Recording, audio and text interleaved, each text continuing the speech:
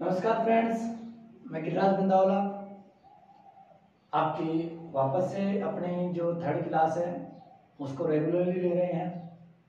ये आज हमारी थर्ड क्लास होगी 12th बेस पे एग्रीकल्चर की। इससे पहले मैं 2 क्लासें ले चुका हूँ और वो दोनों क्लास हमारी फर्स्ट चैप्टर की थी। आज उसी फर्स्ट चैप्टर की थर्ड क्लास है। दोस्तों, मैं वापस से फिर एक ही बात दोहराना चाहता हूँ कि आप रेगुलर बने रहे और रेगुलर तरीके से क्लास लें। आप ये नहीं सोचे कि अभी आपका जो सेशन है स्टार्ट नहीं हुआ है, क्योंकि आपको पता है कि बहुत कम टाइम मिलेगा बाद में जिसमें आप तैयारी कर पाएंगे। हो सकता है अभी जो है ये जुलाई से अगस्त में चला जाए, कोरोना की वजह से अगस्त में स्कूलें खुल पाए, और अभी हम कुछ अंदाजा नहीं लगा सकते, हो सकता है अगस्त से भी आगे निकल जाए। तो आप ये एक आपका ऐसा माध्यम है जिसकी आप रेगुलर रह के आपकी पढ़ाई को बरकरार रख सकते हैं।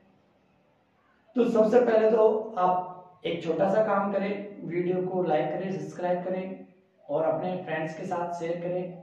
मैं ये चाहता हूं कि और राजस्थान में जितने भी अपने जो 11th के स्टूडेंट थे अब 12th में जा चुके हैं, उन सभी के पास ये वीडियो पहुंचे, क्योंकि आपको भी पता है गवर्नमेंट स्कूल्स में टीचर्स की कमी है।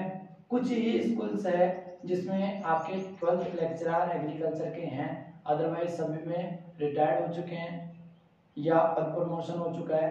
तो हम यहाँ पे अब जो है ओनली एक हमारा चैनल जो आपको 12th बेस पे रेगुलर फर्स्ट चैप्टर से पूरी अपनी जो बुक है 15 चैप्टर है उसमें वो सभी का वीडियो प्रोवाइड करवाने वाले हैं। तो दोस्तों, हम बिना टाइम गवाए हम पहले जो चैप्टर हमारा चल रहा था सस्य विज्ञान मृदा एवं बीज, उसमें जो 2 क्लास हो चुकी है और उसका जो थर्ड पार्ट जो आज पढ़ाने जा रहे हैं उसमें है मृदा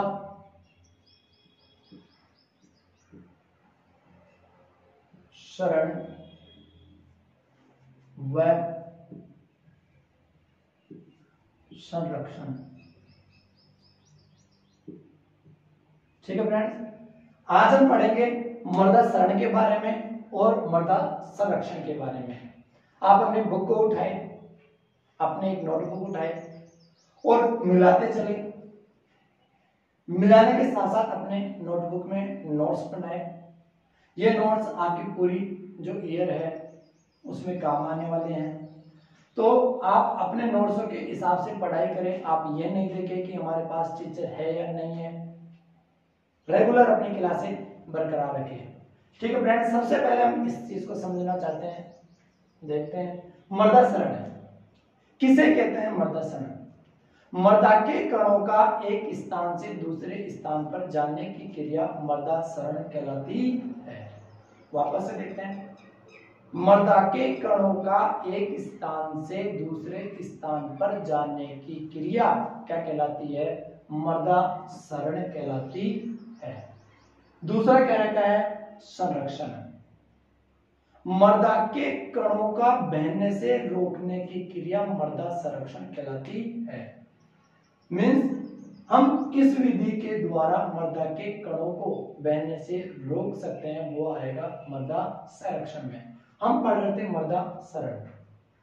मृदा क्षरण अगर हम देखें तो मृदा क्षरण 2 प्रकार का है। यहां फर्स्ट में देखें तो यहां त्वरित या मैं इसे कह सकता हूं कृत्रिम। ठीक है। सेकंड है प्राकृतिक। कृत्रिम क्षरण और प्राकृतिक क्षरण 2 हो गए। इसे मैं त्वरित क्षरण भी कह सकता हूं। हम पहले पढ़ रहे हैं कृत्रिम क्षरण किसे कहते हैं? मृदा के कणों का मनुष्य या पशुओं के द्वारा एक स्थान से दूसरे स्थान पर पहुंचाने की क्रिया कृत्रिम क्षरण कहलाती है। वापस से देखें, मृदा के कणों को पशुओं या मनुष्य के द्वारा पहुंचाने की क्रिया कृत्रिम क्षरण कहलाती है। ये यहीं खत्म हो चुका है, इतना ही है। ठीक है फ्रेंड्स, अपनी नोटबुक में लिख ले। सेकेंड है प्राकृतिक क्षरण। प्राकृतिक क्षरण में प्रकृति के द्वारा मृदा के कणों का एक स्थान से दूसरे स्थान पर जाना प्राकृतिक क्षरण कहलाता है। और यह 2 प्रकार का है।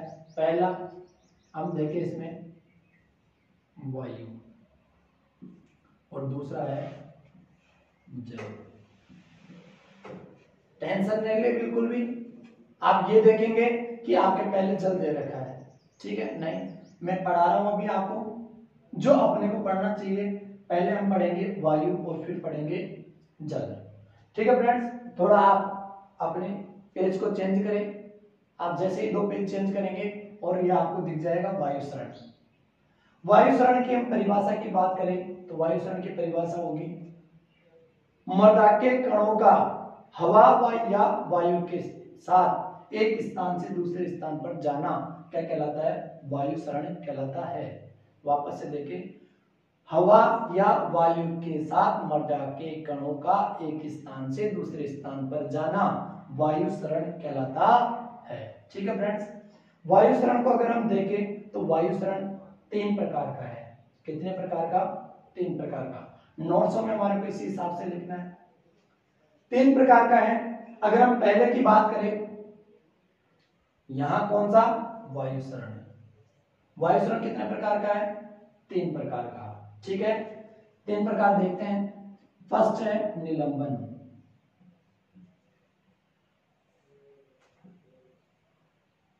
सेकंड है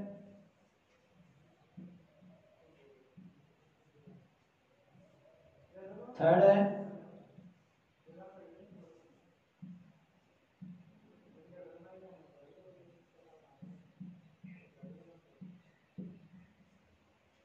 ठीक है फ्रेंड। पहला है निलंबन, सेकंड है उचलन और थर्ड है सतह सर्पण। कंफ्यूज हो रहे होंगे? कोई नहीं, आपके पहले ये दे रखा है, फिर बाद में ये दे रखा है और फिर थर्ड है। फर्स्ट में क्या दे रखा है? उचलन, फिर दे रखा है निलंबन और थर्ड में दे रखा है सतह। ये मैंने इस तरह क्यों लिखे अभी आपको इसका कारण बताऊंगा, ठीक है। आगे बुक में क्या लिखा हुआ मुझे पता है। चलो मैं अभी बात करता हूं पहले निलंबन की। निलंबन सरण क्या होता है? मृदा के कण जो है 0.1 से कम आकार के कणों का वायु के साथ एक स्थान से दूसरे स्थान पर जाना निलंबन कहलाता है, ठीक है फ्रेंड। वापस से पढ़े, 0.1 से कम आकार के कणों का वायु के साथ एक स्थान से दूसरे स्थान पर जाना क्या कहलाएगा? निलंबन कहलाएगा। अब मैं इसको देखूं, समझने की कोशिश करूं तो आप देख सकते हैं इसमें कि जब सुबह अगर हम उठते हैं तो उठते हैं जब विंडो से एक जो सूर्य के प्रकाश की जो किरणें आती है उसके साथ में हमारे को छोटे छोटे कण उठते हुए दिखाई देते हैं। ये छोटे कण जो हमारे को जल्दी से नग्न आंखों से दिखाई नहीं देते और ये कण प्रकृति में हजारों किलोमीटर की ऊंचाई पर क्या होते हैं? लटके हुए पाए जाते हैं। तो यहाँ आ गया, इसकी डेफिनेशन क्या होगी? 0.1 से कम आकार के कण वायु के साथ एक स्थान से दूसरे स्थान पर जाने की क्रिया क्या कहलाती है? निलंबन कहलाती है। सेकंड चले, 0.1 से 0.5, 0.1 से 0.5 के मध्य के कण वायु के साथ एक स्थान से दूसरे स्थान पर जाने की क्रिया क्या कहलाएगी? उछलन कहलाएगी। अब अगर मैं बात करूं इसमें से क्वेश्चन की, क्वेश्चन क्या आता है?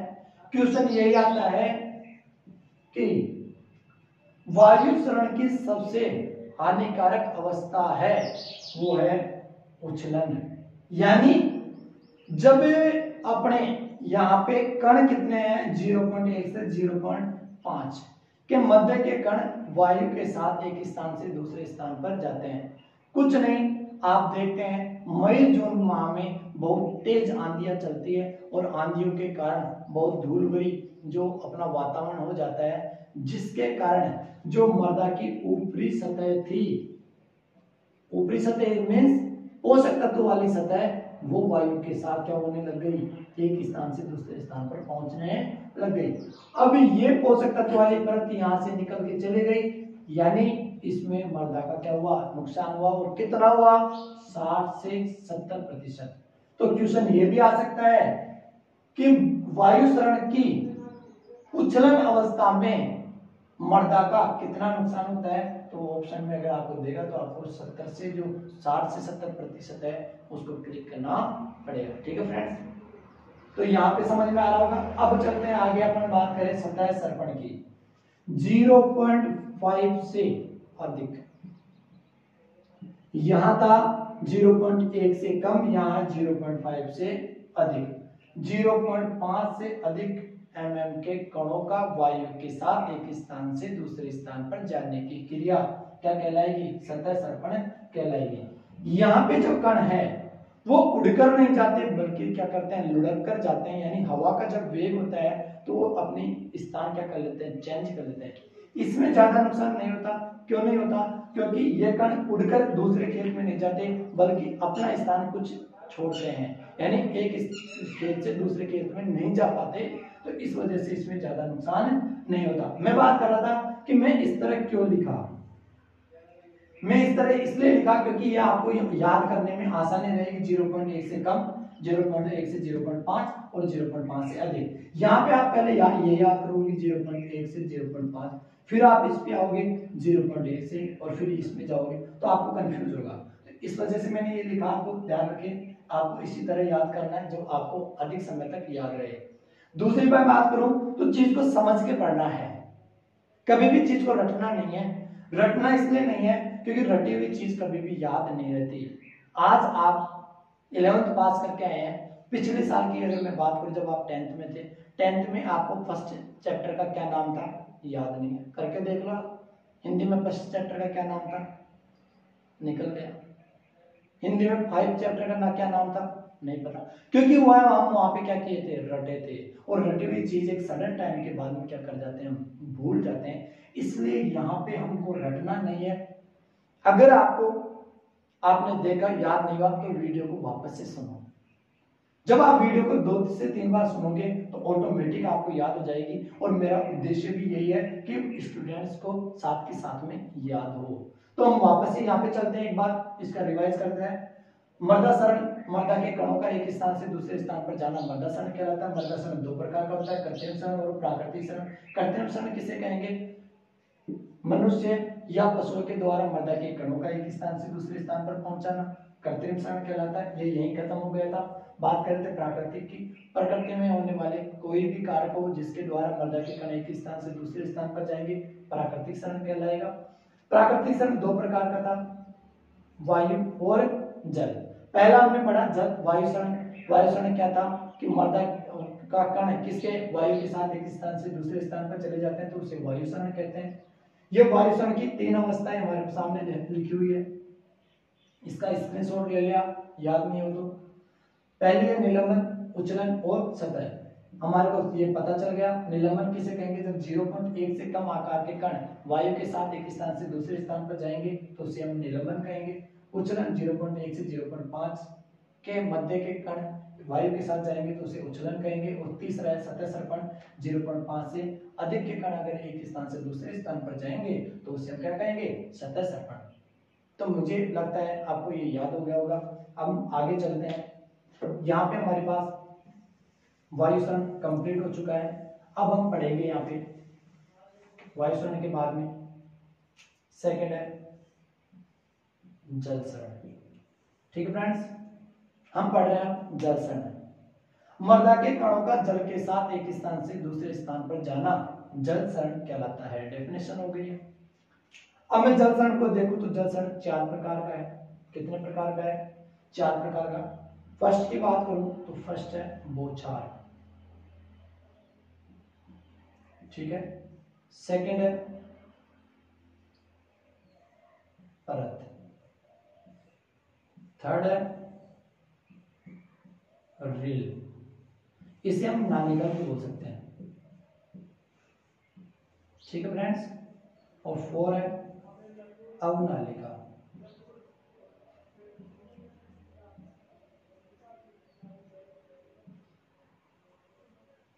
पहला है बौछार सरण, सेकंड है परत, तीसरा है रील और चौथा है अवनालिका। फर्स्ट की मैं बात करूं तो सामान्यतः जब वर्षा के कण मर्दा पे पड़ते हैं तो मृदा अपना स्थान क्या करती है, छोड़ती है, मृदा के कण अपना स्थान छोड़ते हैं, तो उसे हम क्या कहते हैं, बौछार सरण कहते हैं। सामान्यतः इसमें हमारे को नुकसान नहीं होता और यह जल सरण की सबसे प्रारंभिक अवस्था है, बौछार सरण। हल्की बारिश होती है तो उन बारिश के वेग के कण अपने जगह क्या कर देते हैं, छोड़ देते हैं, उसे हम कहते हैं बौछार सरण। सेकंड है परत सरण। जब ये बौछार के जो छोटे महीन कण थे वो कुछ मोटे होते हैं, तो एक परत के रूप में नीचे से क्या करने लग जाती है, मृदा बहने लगती है, छोटी महीन परत के रूप में मृदा क्या करने लगती है, बहने लगती है। फ्रेंड्स, सबसे ज्यादा अगर मैं बात करूं तो क्वेश्चन जल सरण में से पूछा जाता है, और जल सरण में ये पूछा जाता है कि जल सरण की कौन सी अवस्था क्या करती है, सर्वाधिक नुकसान पहुंचाती है, तो वो है परत सरण। ठीक है, जो हमारे को 60 से वही 70% तक क्या कर सकती है, नुकसान कर सकती है। कैसे कि इसमें खेत में छोटी महीन क्या कर जाती है, नालियां बन जाती है। ठीक है, और ये छोटी नालियों के कारण पोषक तत्व क्या कर जाते हैं, बेकार खेत से बाहर निकले जाते हैं। तो सबसे हानिकारक अवस्था की बात करें तो वो कौन सी है, परत सरण। रेल सरण की बात करें तो परत सरण के द्वारा, अच्छा ये जो है परत सरण में जो बनी नालियां होती है वो जुताई के समय क्या हो जाती है, जुताई के समय समाप्त हो जाती है। मैं बात कर रहा था इसकी रेल सरण की। परत सरण के द्वारा बनी नालियां जब थोड़े चौड़ी हो जाती है तो उसे हम क्या कहते हैं, रेल सरण कहते हैं। यह ज्यादा नुकसान नहीं करता, ठीक है, और इसमें भी अधिकतर नालियां जो होती है वो जुताई के समय नष्ट हो जाती है। अवनालिका, रेल सरण की द्वारा बनी नालियां जब गड्ढों का रूप धारण कर लेती है, बहुत बड़े जब गड्ढे बन जाते हैं तो उसे हम कहते हैं अवनालिका सरण। रेल सरण के द्वारा बनी नालियां जब गड्ढों का रूप धारण कर लेती है तो उसे हम कहते हैं अवनालिका सरण। ठीक है फ्रेंड्स, अब ये जो अवनालिका सरण है, क्वेश्चन क्या आता है, जल सरण की किस अवस्था को किसान की मृत्यु कहा जाता है। जल सरण की किस अवस्था को किसान की मृत्यु कहा जाता है, तो वो आएगा अवनालिका। क्यों, क्योंकि इसमें खेत क्या नहीं होता, कृषि योग्य नहीं रहता, इसमें बहुत बड़े गड्ढे बन जाते हैं और उसमें खेती नहीं की जा सकती, इसलिए किसान क्या हो गया, मर गया। तो किस अवस्था को किसान की मृत्यु कहा जाता है, तो वो आएगा अवनालिका। और क्वेश्चन ये आए कि जल सरण की सर्वाधिक हानिकारक अवस्था कौन सी है, तो वो है परत। तो मेरे हिसाब से आपको बहुत अच्छे से समझ में आ गया होगा, इसका स्क्रीनशॉट ले लिया आप। ठीक है फ्रेंड्स, अब अगर हम चले तो यहां पे कह रहा है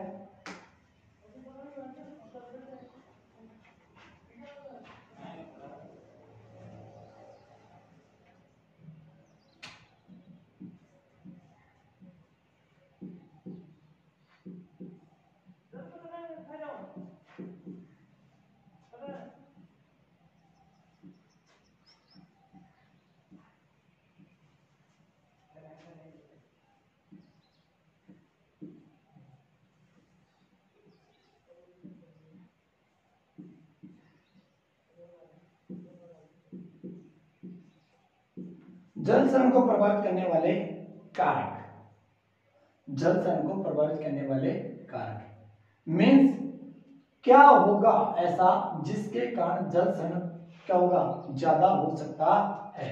फर्स्ट आ रहा है जलवायु।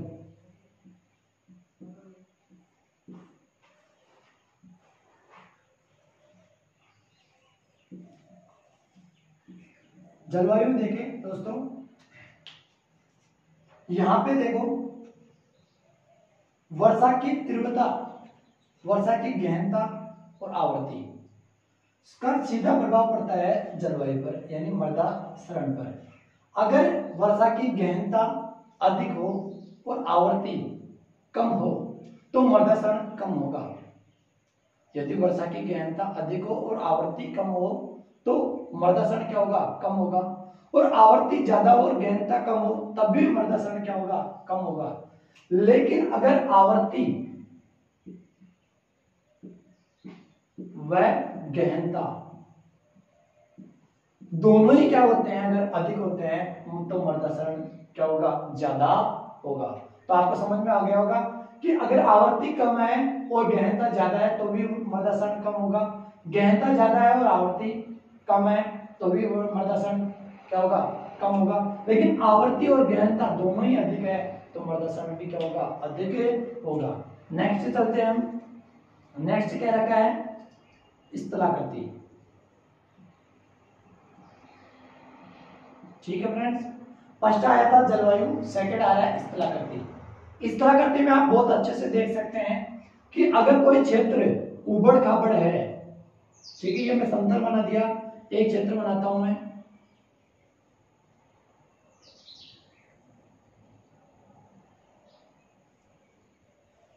ऐसा कोई उबड़ खाबड़ क्षेत्र है तो आप देखते हैं जैसे ही यहाँ पे टॉप पे पानी की बूंदें जब गिरती है तो ढलान के कारण तीव्र गति से नीचे की ओर आती है, उनकी गति बहुत ज्यादा हो जाती है और गति ज्यादा होने के कारण मृदा के कण भी क्या करती है, अपने साथ लेके आती है। जबकि अगर समतल मृदाओं में मैं देखूं तो ये यहाँ से मृदा के कण अपना स्थान तो छोड़ेंगे लेकिन वो बहकर नहीं जाएंगे। तो सीधी तौर पर मैं कह सकता हूं, क्या उबड़ खाबड़ क्षेत्रों में मर्दासरण क्या होता है, अधिक होता है, किसकी बजाय, समतल क्षेत्रों की बजाय। तो यहाँ स्थलाकृति क्या होनी चाहिए, समतल होनी चाहिए, उबड़ खाबड़ नहीं होनी चाहिए। अब मैं थर्ड बात करूं तो मृदा गुण, थर्ड आ रहा है हमारे पास मृदा गुण। मृदा गुण में अगर बात करें, अगर कोई मृदाएं है हमारे पास रेतीली, तो रेतीली मृदाएं की बात करूं मैं तो रेतीली मृदाओं में जल अवशोषण क्षमता, जल अवशोषण, जल धारण क्षमता की बात नहीं कर रहा मैं जल धारण क्षमता की बात नहीं कर रहा। अगर यहाँ पे आपने देख लिया, सोच लिया, सुन लिया कि जल धारण क्षमता बोल रहा हूं तो वो गलत है। अगर जल अवशोषण क्षमता की मैं बात करूं तो ये क्या होती है, रेतीली मृदा में क्या होती है, ज्यादा होती है। तो हमारे को अगर मैं देखूं तो रेतीली मृदाएं जो है उन मृदाओं के कण क्या होते हैं, दूर दूर होते हैं और दूर दूर होने के कारण उनकी वाटर होल्डिंग कैपेसिटी तो कम होती है, जबकि अगर वाटर ऑब्जर्वेशन की देखे बात है तो वो क्या होती है, ज्यादा होती है। यानी वो मृदा में पानी की जो मात्रा है वो अधिक गहराई तक जाएगी। और हमारा उद्देश्य भी यही है कि जल क्षरण को हमारे को क्या करना है, कम करना है, प्रोत्साहन करिए। तो मृदा गुण में हम देख लिए कि रेतीली मृदाओं में क्या होगा, जल क्षरण कम होगा, जबकि अगर हम देखें ब्लूई मृदाओं में तो वहां पे मृदा क्षरण क्या होगा, ज्यादा होगा। ठीक है, आगे चलते हैं। 4 वनस्पति।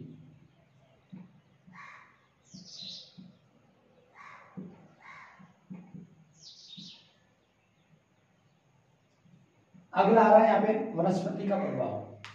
वनस्पति के प्रभाव में आपको भी पता है कि किसी खेत में अगर घास फूस अगर आपने लगा रखे हैं तो घास फूस जहां पे आप लगा रखे हैं उन सब के ऊपर पहले क्या करेगी, वर्षा की बूंदें आके गिरेगी और यहाँ पे वर्षा की बूंदें उनके ऊपर गिरने के कारण जो यहाँ पे सीधा उनके ऊपर जो आने वाला था वेग वो क्या हो गया है, वो कम हो गया है। और कम वेग के कारण वो अपना स्थान क्या नहीं करेगी, छोड़ेगी नहीं। और इन वनस्पतियों की वजह से इनकी जो जड़ें जो है यहाँ वनस्पति की जो जड़ें हैं, पेड़ पौधे की जड़ें हैं, वो क्या है, मृदा के कणों को क्या कर रखी है, अपने पास क्या कर रखी है, जकड़ के रख रखी है, जिसके कारण मृदा में कटाव कम लगता है। तो वनस्पति का प्रभाव की में हम लिख सकते हैं कि वनस्पतिहीन क्षेत्रों में मृदा क्षरण अधिक होता है, किसकी बजाय, वनस्पति वाले क्षेत्रों की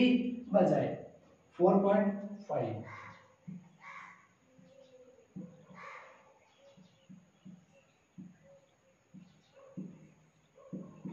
4 आ रहा है मानवीय कारक। मानवीय कारक में मैं कह सकता हूं कि मनुष्य के द्वारा अगर गलत ढंग से कृषि क्रियाएं की गई है तो यहाँ पे जल क्षरण को क्या होगा, प्रोत्साहन मिलेगा। जैसे मैं बात करूं कि यह क्षेत्र हमारे पास ढलान वाला था और इस ढलान में मैंने जो कृषि क्रियाएं थी इस तरह कर दी, ढलान की दिशा में मैं कृषि क्रियाएं कर दी, तो 100% हमारे यहाँ पे जल संरक्षण को क्या होगा, प्रोत्साहन मिलेगा। तो यहाँ मानवीय कारक में हमारे को ध्यान रखना है कि मनुष्य को ढलान की विपरीत दिशा में क्या करनी है, कृषि करनी है, और जिसे हम कहते हैं कंटूर फार्मिंग। ठीक है फ्रेंड्स, क्या कहते हैं, कंटूर फार्मिंग। तो ये हमारे पास हो गए जल संरक्षण को प्रभावित करने वाले कारक। अब पढ़ेंगे हम यहाँ पे जल संरक्षण की जैविक विधियां। जल संरक्षण की जैविक विधियां, पहले हम पढ़ रहे थे जल शरण, अब पढ़ रहे हैं संरक्षण।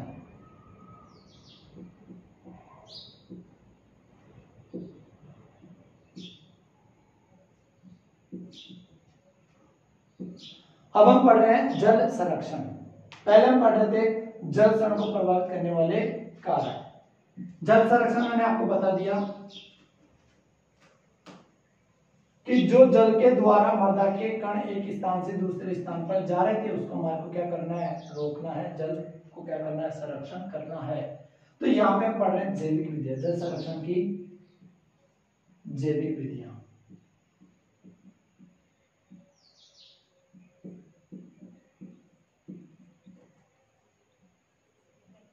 ठीक है फ्रेंड्स, जल संरक्षण की जैविक विधियां पढ़ रहे हैं और उसमें फर्स्ट आ रहा है समोच्च खेती।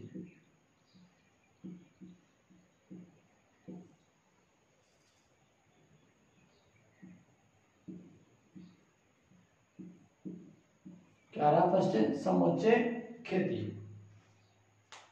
सबसे पहले तो मैं ये समझ लो समोच्च खेती किसे कहते हैं, कंटूर फार्मिंग किसे कहते हैं, अभी जस्ट बताया था आपको। ढलान के विपरीत दिशा में की जाने वाली जो खेती है उसे हम क्या कहते हैं, समोच्च खेती या कंटूर फार्मिंग कहते हैं। तो हमारे को क्या करना था, जल का करना था, संरक्षण करना था, यानी जल के जो बहाव को क्या करना है, रोकना है। तो हमारे को यहाँ पे जो ढलान दे रखी थी इस तरह, इस ढलान को क्या करना है, हमारे को रोकने के लिए कुछ कृषि की ऐसी पद्धतियां अपनानी है जिससे जल शरण क्या हो, बचे, जल संरक्षण किया जा सके। तो मुझे क्या करना है, इस ढलान की विपरीत दिशा में कृषि करनी है, तो इसे मैं क्या कहूंगा, समोच्च खेती। अब यहां ध्यान रखना, कंटूर रेखा, कंटूर फार्मिंग बोल रहा हूं मैं, समोच्च रेखा बोल सकता हूं इसको। समोच्च रेखा में देखो क्या होता है, समोच्च रेखा ये जो ढलान के विपरीत दिशा में जो पॉइंट बनाए गए इसे हम कहते हैं समोच्च रेखा। इसको क्या करना है, अगर यहाँ पे ढलान ज्यादा है, इस तरह ढलान है, तो इस समोच्च रेखा यानी एक रेखा ही हो गई, एक ही हो गई, एक ही हो गई, ये हमारे पास रेखा बनती जा रही है। अगर ढलान ज्यादा है तो इन दोनों के जो समोच्च रेखाओं के जो बीच की दूरी है उसको मेरे को क्या करना पड़ेगा, कम करना पड़ेगा। क्या है, अगर ढलान ज्यादा है तो, और ढलान अगर हमारे पास कम है, इस तरह का ढलान है, तो मुझे ये समोच्च रेखा के बीच की दूरी में क्या कर सकता हूं, बढ़ा सकता हूं। ठीक है, अभी समझ में नहीं आया आपको, वापस से समझ में आया कि यहाँ पे समोच्च रेखा मैंने खींचा, इसमें जो ढलान कम है तो पानी का वेग क्या होगा, जल का वेग हमारे पास कम है, और जल का वेग कम है तो ये जो समोच्च रेखा बनाई गई थी, डोलियां बनाई गई थी, मैं दूर दूर बनाऊंगा तो भी काम चल जाएगा। लेकिन अगर ढलान ज्यादा है, ठीक है, तो इसके बहुत पास पास में मुझे क्या करनी पड़ेगी, समोच्च रेखाएं बनानी पड़ेगी। ठीक है फ्रेंड्स, तो आपको समझ में आ गया होगा कि अगर ढलान ज्यादा है तो समोच्च रेखा के बीच की दूरी कम कर दी जाती है, और अगर ढलान कम है तो समोच्च के बीच की दूरी क्या कर दी जाती है, बढ़ा दी जाती है। एक ही हो गया हमारा। सेकंड चल रहा है भूपरिष्करण।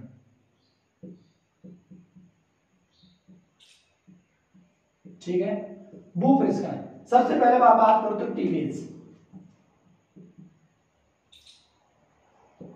टीलेज होता क्या है, किसे कहते हैं टीलेज? टीलेज की अगर मैं बात करूं, टीलेज का जनक, भूपरिष्करण के जनक तो किसे कहा जाता है, ज़ेंथ्रोटुल को क्या कहा जाता है, टीलेज का जनक कहा जाता है। फादर ऑफ टीलेज कौन है, ज़ेंथ्रोटुल है। ज़ेंथ्रोटुल ने पुस्तक लिखी थी, उसका नाम है एच हॉर्स होइंग हस्बेंड्री। अगर मैं टिलेस के पिता की बात करूं तो वो भी जेंथ्रोटुल है, और अगर मैं खरपतवारों के पिता की बात करूं, weeds of father of weeds, तो वो भी कौन है? जेंथ्रोटुल है। मैं बात कर रहा था भूपरिष्करण किसे कहते हैं? भूपरिष्करण सफल फसल उत्पादन के लिए खेत में की गई समस्त क्रियाएं क्या कहलाती है? भूपरिष्करण कहलाती है। सफल फसल उत्पादन के लिए खेत में की गई समस्त क्रियाएं क्या कहलाएगी?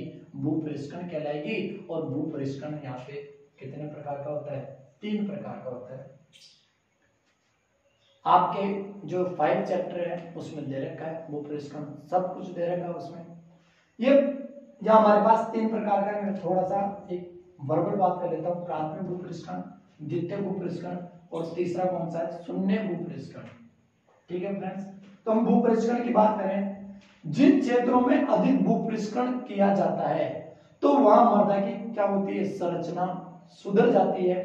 अधिक, बहुत ज्यादा अधिक करने से तो बिगड़ती है, लेकिन सामान्य अगर हम अधिक करें या सामान्य करें हम, तो यहाँ पे भूपरिष्करण करने से हमारे पास क्या होगा?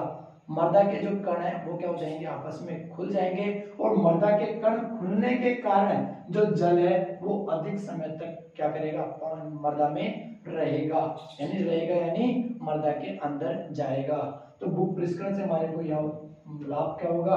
कि भूपरिष्करण करने से मृदा के कणों में क्या होता है? सुधार आता है, जिसके कारण वह अधिक जल क्या कर सकता है? अवशोषण कर सकता है। ठीक है फ्रेंड्स, ये आपको समझ में आ गया होगा। अगला आ रहा है थर्ड, पलवार, जिसे हम कहते हैं मल्चिंग। पलवार, पहले तो हम इसकी डेफिनेशन देखें। डेफिनेशन क्या होती है? मृदा की सतह को घास फूस, डंठल, पत्तियां, पॉलीथीन आदि से ढकने की क्रिया क्या कहलाती है? पलवार कहलाती है। वापस से देखें, मृदा को घास फूस, डंठल, पत्तियां या पॉलीथीन से क्या करना? ढकना क्या कहलाता है? पलवार कहलाता है। तो ये आपको बहुत अच्छे से पता चल गया कि अगर मैं किसी मृदा को क्या कर दूंगा? घास फूस या पॉलीथीन से क्या कर दूंगा? ढक दूंगा, तो यहाँ पे जो मृदा में जो जल के कण आने वाले थे वो कण सीधे नहीं गिरने से उनका वेग कम हो जाएगा, और वेग कम होने से मृदा में कटाव क्या होगा? कम लगेगा। तो बहुत अच्छे से समझ में आ गया आपको। हमारे पास पलवार क्या करेगा? मृदा क्षरण को कम करेगा। आगे हम देखें तो अगला आ रहा है हमारे पास 4 फसल चक्र।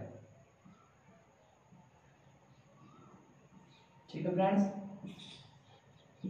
फसल चक्र में हम कह सकते हैं कि दलहनी फसलों के बाद अदलहनी फसलें लगाना, या अदलहनी फसलों के साथ दलहनी फसलें लगाने से दलहनी फसलों की जड़ें अधिक गहराई पर जाती है, और अधिक गहराई पर जाने के कारण अधिक गहराई तक मृदा के कणों को क्या करती है? जकड़ कर रखती है, जिसके कारण मृदा क्षरण क्या होगा? कम होगा। तो हम क्या कर सकते हैं? मृदा संरक्षण कर सकते हैं। ठीक है फ्रेंड्स, तो ये हमारे पास कुछ और है जो हमारे काम के नहीं है, जैसे कंट्रोल फार्मिंग हम कह सकते हैं, ये अभी जैविक उसमें आएगा। तो ये आपको उतारना है एक बार।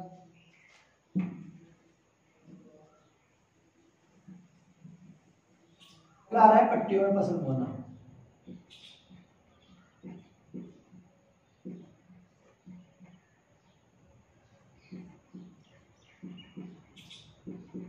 ठीक है, पट्टियों में फसल बोने से अभी मैंने बताया था कंट्रोल फार्मिंग वाली। जब आप पट्टियों में फसल बोते हैं, लाइनों में फसल बोते हैं, तो यहाँ पे पानी भरा हुआ है, और भरा हुआ होने के कारण सीधा खेत से बाहर नहीं निकलेगा, क्योंकि ये जो आपने मेड्स बना रखी है, पट्टियां बना रखी है, ये पानी के वेग को क्या करेगी? हिलने से क्या करेगी? कम करेगी, जिससे हमारे पास क्या होगा? मृदा क्षरण कम होगा। ठीक है, अगला आप एक लास्ट में देख सकते हैं वृक्षारोपण।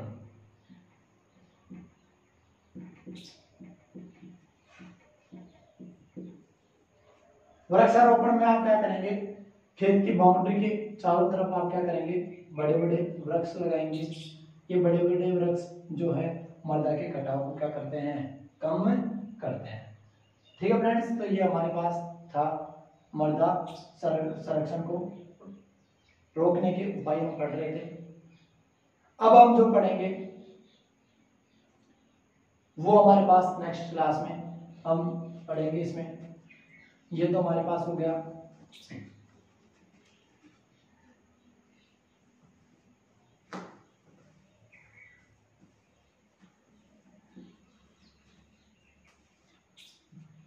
ठीक है फ्रेंड्स, तो हम देखते हैं अब यांत्रिक उपाय।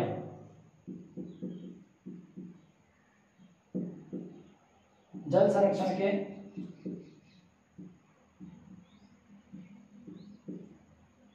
यांत्रिक उपाय, एक दो उपाय की हम बात करेंगे, जैसे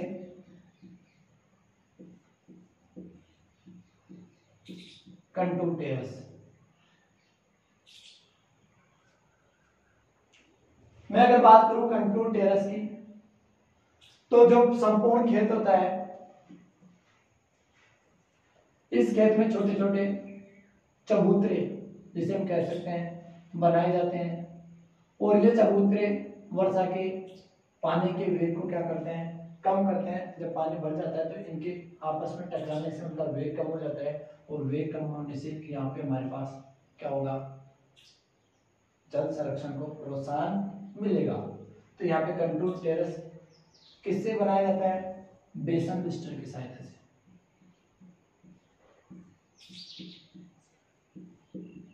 किससे बनाया जाता है दोस्तों, बेसन लिस्टर की सहायता से हमारे पास यहाँ पे क्या बनाया जाता है, कंटूर टेरेस से बनाया जाता है। कंटूर खाई और पढ़ लेते हैं।